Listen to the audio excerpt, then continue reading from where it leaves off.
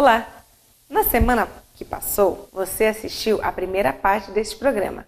Agora você vai assistir a continuação. Espero que você goste.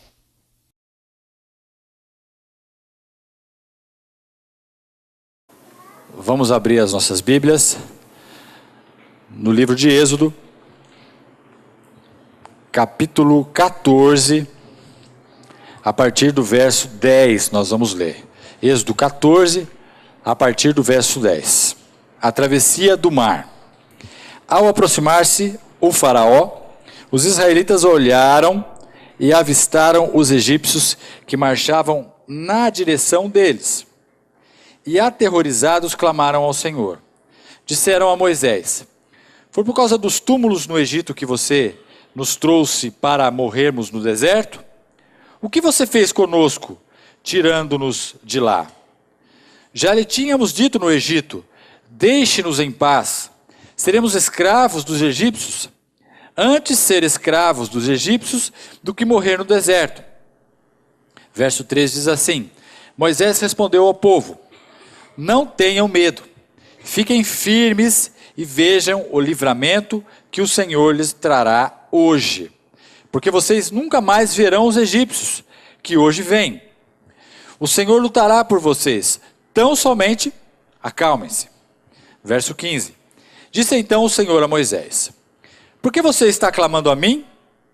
Diga aos israelitas que sigam avante, ergam a sua vara e estenda a mão sobre o mar, e as águas se dividirão para que os israelitas atravessem o mar em terra seca. Eu, porém, endurecerei o coração dos egípcios e eles os perseguirão. E serei glorificado com a derrota do faraó e de todo o seu exército, com todos os seus carros de guerra e seus cavaleiros. Os egípcios saberão que eu sou o Senhor quando eu for glorificado com a derrota do faraó, com seus carros de guerra e seus cavaleiros. Semana retrasada, eu falei com os irmãos aqui em relação a uma história também do povo de Israel, já quase na iminência de sair do Egito. Eu disse para os irmãos que naquela mensagem que nós não podemos negociar, usando o texto que está em Êxodo, nós não podemos negociar absolutamente nada com o mundo em relação à nossa nova vida com Deus, com Cristo. Ou seja, tudo aquilo que nós temos hoje é novidade de vida em relação à nossa vida passada. E nós não podemos deixar nenhuma porta aberta ou nenhuma brecha aberta com a nossa vida quando não seguimos o Senhor. E nós vemos naquela oportunidade que por 3 vezes Faraó tentou iludir ou ludibriar o povo de Israel, tentando fazer com que eles pudessem negociar a sua saída. Negociar as suas finanças, negociar as suas famílias, enfim, que eles pudessem ir adorar a Deus, mas que deixasse alguma coisa no Egito.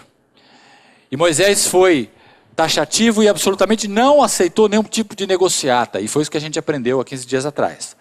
Continuando no texto aqui de Êxodo, agora no capítulo 14, a partir do verso 19, a partir do verso 10, nós vemos uma coisa, queridos, que se não um dos maiores milagres que a Bíblia relata. Nós não chegamos nesse texto ainda, mas esse texto fala sobre a travessia do Mar Vermelho pelo povo de Israel.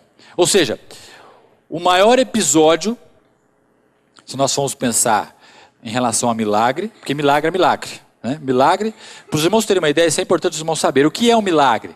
Milagre é quando alguma coisa acontece no exato momento em que você precisa. De repente pode ser uma situação que naturalmente aconteça, mas se ela acontece e ela é natural, no momento em que você precisa, para nós cristãos, isso é um milagre. O povo de Israel atravessou o mar, e muitos cientistas falam que, naquela época, o Mar Vermelho, naquele lugar, tinha um banco de areia, ou uma profundidade menor do que em qualquer outro lugar. E sazonalmente, ou seja, de tempos em tempos, aquilo se abria. e ali virava como se fosse uma língua de terra ou de areia, aonde naturalmente acontecia uma divisão das águas.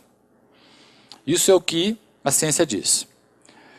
Quando eles saem do Egito, eles saem absolutamente livres e com toda a riqueza que em 400 anos eles não ganharam, trabalhando como escravo.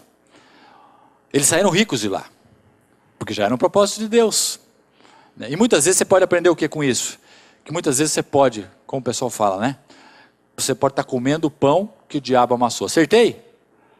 Acertei. Você pode estar comendo o pão que o diabo amassou. Mas se você for fiel a Deus, e se você seguir aquilo que Deus tem falado no seu coração, todo esse período que, entre aspas, parece ser uma perda, Deus vai te recompensar lá na frente. Amém, queridos? Então, queridos, para nós não existe perda. Para nós não existe perda e nem perda de tempo. E para nós não existe, isso não precisava estar acontecendo comigo. Porque para Israel, como eu falei para os irmãos, eles desviaram o seu trajeto. Na verdade, Deus, dirigindo aquele povo, fez com que eles se desviassem o trajeto e demorassem mais para chegar naquele ponto. Aonde? Onde existia um mar na frente, montanha para cá, montanha para lá que não dava para subir. E lá atrás quem que vinha?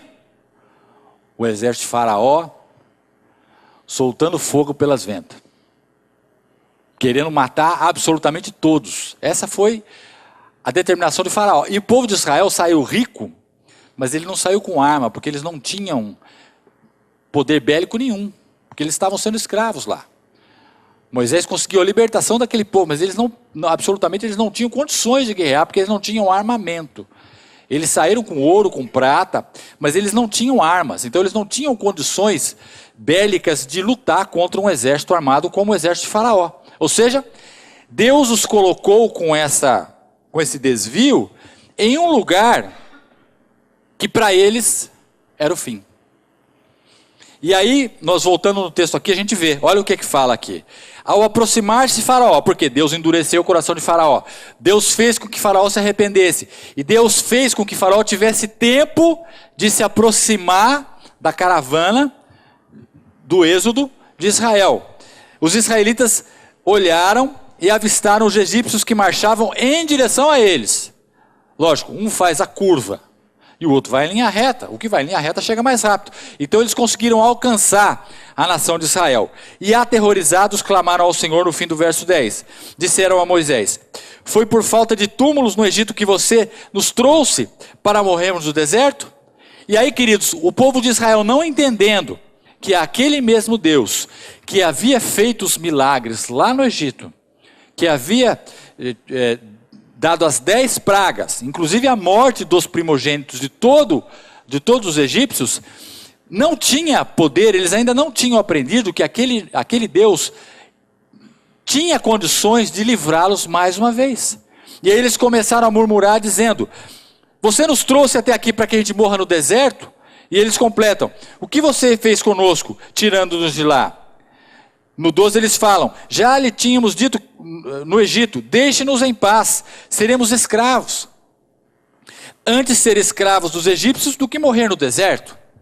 Ou seja, tudo aquilo que eles viram de Deus havia se perdido, porque Deus tinha um projeto ainda maior para aquela nação. Tinha um milagre ainda maior para aquela nação, que era um milagre que estava na iminência de acontecer, que Deus sabia, mas que o povo não sabia. Mas o povo não sabendo, eles precisavam confiar no Deus que sabia. Isso para nós é a mesma coisa, queridos. Porque muitas vezes a gente começa a questionar Deus em certas coisas. A gente começa a colocar Deus em xeque de muitas coisas estarem acontecendo na nossa vida. E se você crê no seu coração que Deus te comprou por um alto preço, que foi o sangue do seu Filho Jesus Cristo, lá na cruz do Calvário, e se você crê no seu coração que você é filho de Deus, você tem que crer também que esse Deus que te resgatou do pecado, Ele é poderoso para dar absolutamente qualquer livramento que você precise. Não existe nada impossível para Deus. Existe para nós. A situação daquele povo era uma situação complicada. Humanamente falando, e você olhando, a situação deles era uma situação sem saída.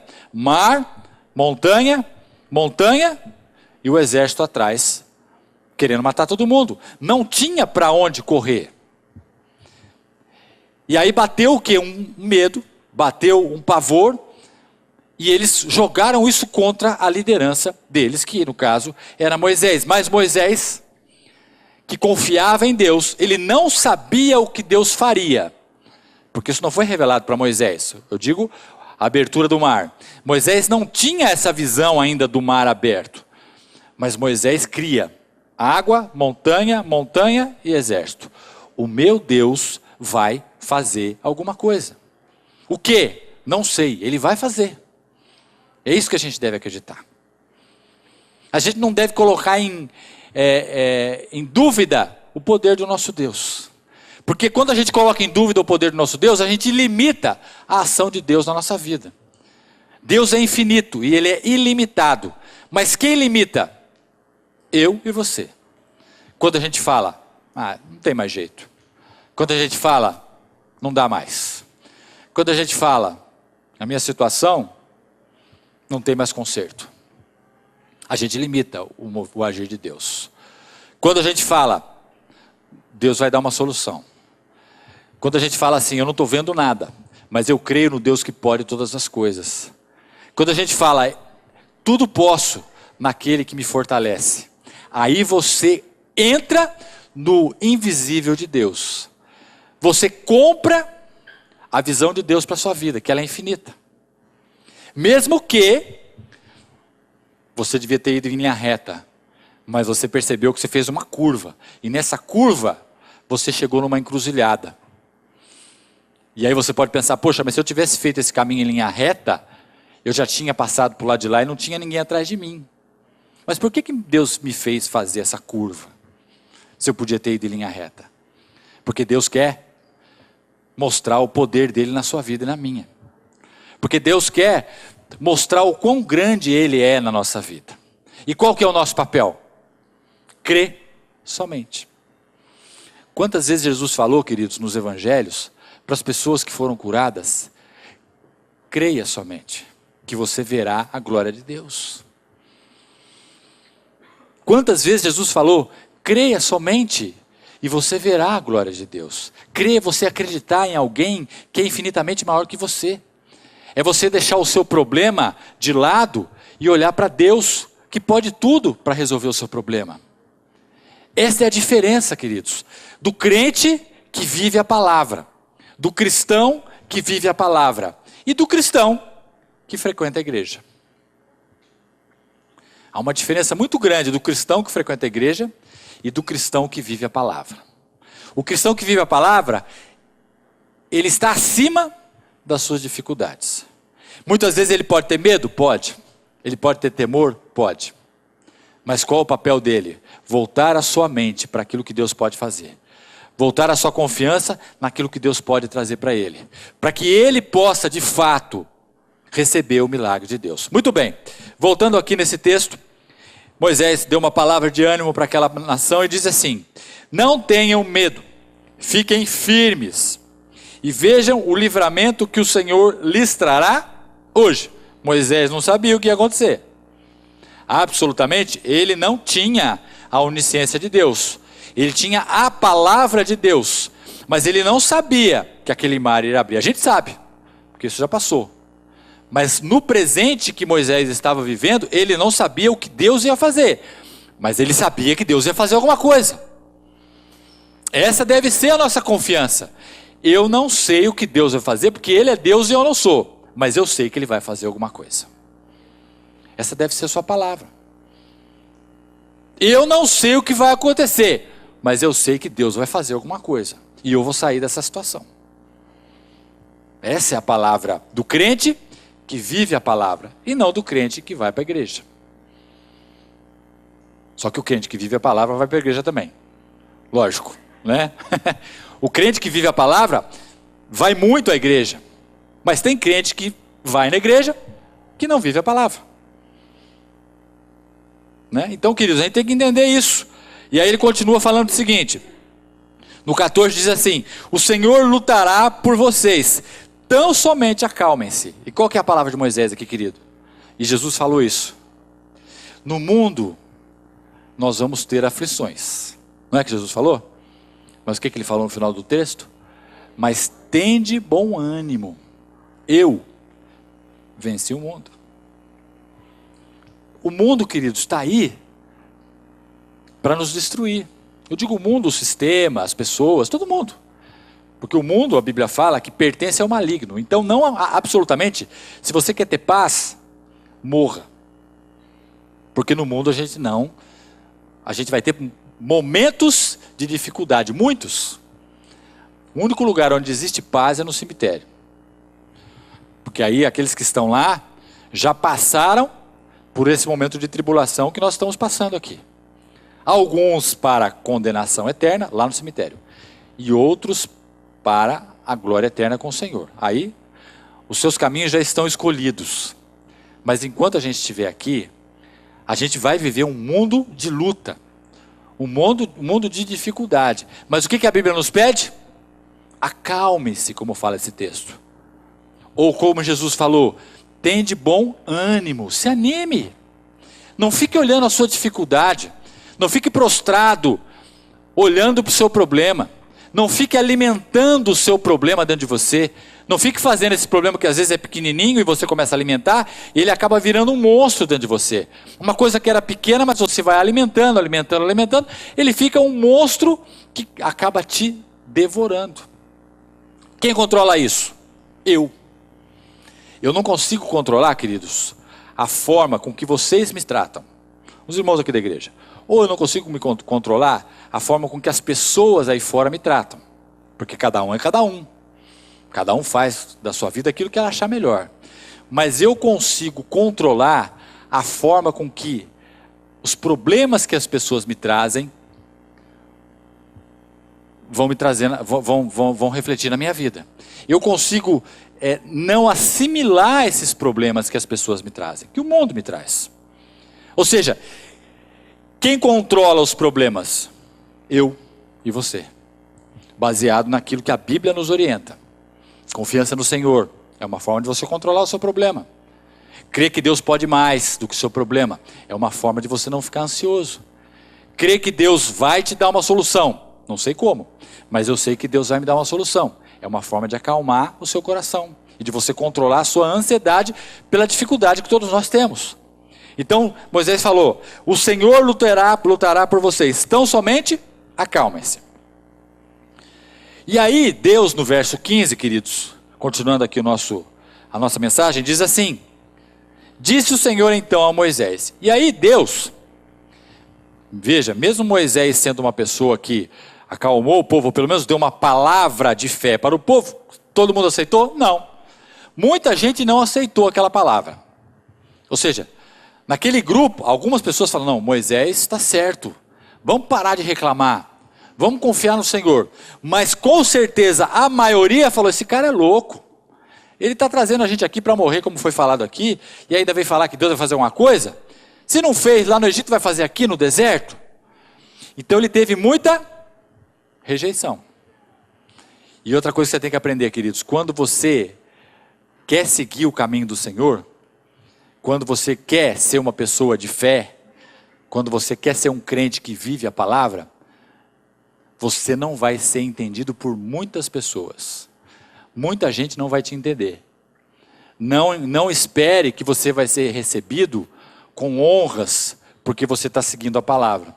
Não espere que as pessoas vão bater palma para você e falar assim, olha, você está certo, é isso aí, viva a palavra. Não, você vai receber muita oposição.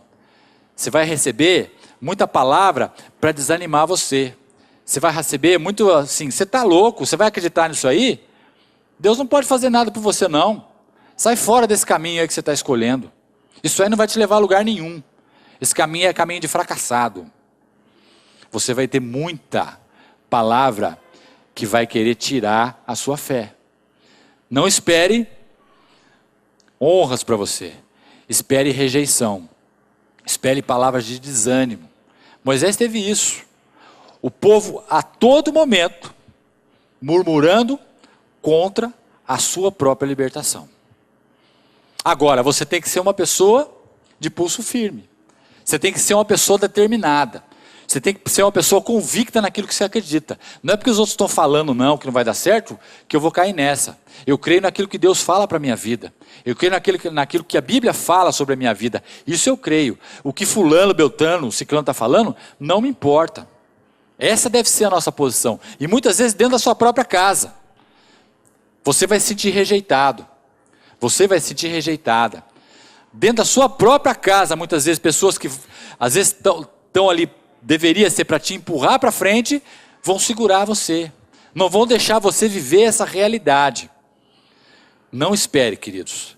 Jesus foi uma pessoa que conquistou multidões quando ele estava aqui na terra, como homem. Mas no final da sua morte, ou antes um pouco da sua morte, pouquíssimas pessoas ficaram firmes a ele. Até Pedro, que era um dos maiores discípulos que Jesus teve, e que Deus usou muito depois que ele começou a era dos Atos dos Apóstolos. Até Pedro foi uma pessoa que negou Jesus. Então não espere você e a torcida do Corinthians. Não espere. Espere você e a torcida da Portuguesa, tá bom? Tá bom. Mais ou menos isso. Porque sabe por quê, queridos? Porque nós somos minoria. Minoria em relação às pessoas. Mas eu e você, com Deus, nós somos maioria. Na verdade, só eu e Deus já somos maioria. Não espere.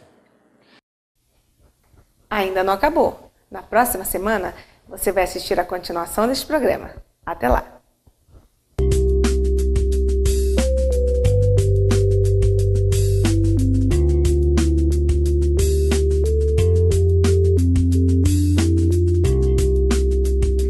CEOF, Centro Especializado Odontológico Frige. Cuide do seu sorriso com especialistas. Telefone 3962-5747. Espaço Alfa e Ômega, o lugar certo para o seu curso e palestra. Telefone 3023-7343. Sigilo Moda Feminina, lojas no Vale Sul Shopping e no Jacareí Shopping. Telefones 3939-3446 ou 3961-3000. Matsor Corretora de Seguros, telefone 3958-1280 ou pelo e-mail bmrenó@uol.com.br. LT Imóveis e Administração de Bens, telefone 3951-1251 ou através do WhatsApp pelo número 99704-6565. Depósito de Gás Pena, telefones 3952-7066 ou 3951-3688.